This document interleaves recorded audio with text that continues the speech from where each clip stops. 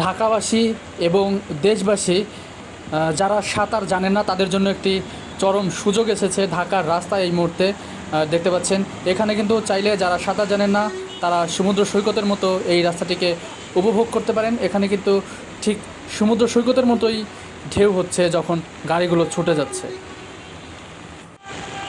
এটি হচ্ছে ঢাকার নয়াপল্টন এলাকা এবং আপনারা দেখতে পাচ্ছেন সারা দিন টানা বৃষ্টির ফলে রাস্তাতে কিন্তু হাঁটু পর্যন্ত পানি জমে আছে, যার ফলে গাড়িগুলো চলাচলে সমস্যা দেখা দিচ্ছে